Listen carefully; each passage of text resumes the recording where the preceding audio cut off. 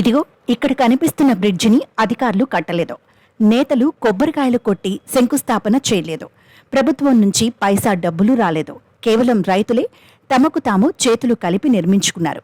జగిత్యాల జిల్లా కొడిమ్యాల మండలంలోని బొల్లంచెరువు గ్రామ రైతులు పొలాల్లోకి వెళ్లడానికి తీవ్ర ఇబ్బందులు పడ్డారు. గ్రామాన్ని ఆనుకుని దశాబ్దాల కాలంగా ఓ కాల్వ పారుతోంది. దీనిపై బ్రిడ్జి లేకపోవడంతో వర్షాకాలం వస్తే పొలాల్లోకి వెళ్లడానికి రైతులకు ఇబ్బందులు ఎదురవుతూ వచ్చాయి.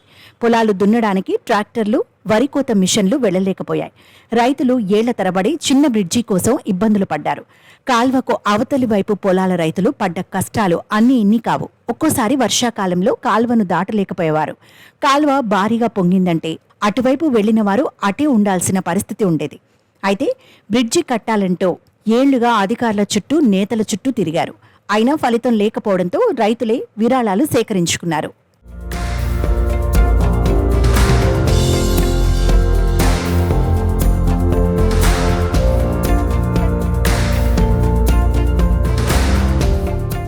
కాల్వకు అవతలి వైపు భూములున్న ప్రతి రైతు తనకు తోచిన విధంగా డబ్బులు ఇచ్చారు.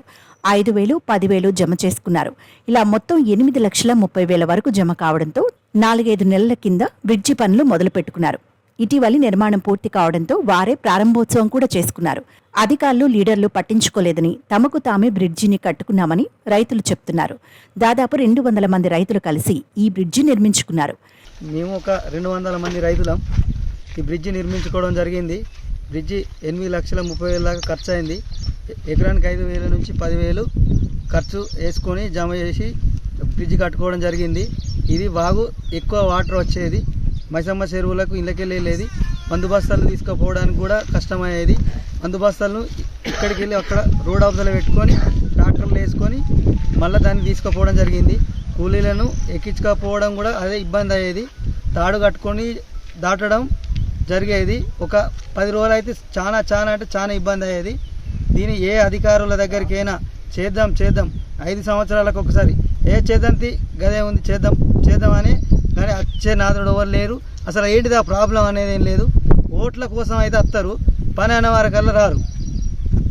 దీని గురించి ఇప్పుడన్నా మాకు ఇంకా డెవలప్ చేసుకునేది ఉంది. దీనికి ఏమైనా సహాయం వాళ్ళు చేయాలని కోరుకుంటున్నాం.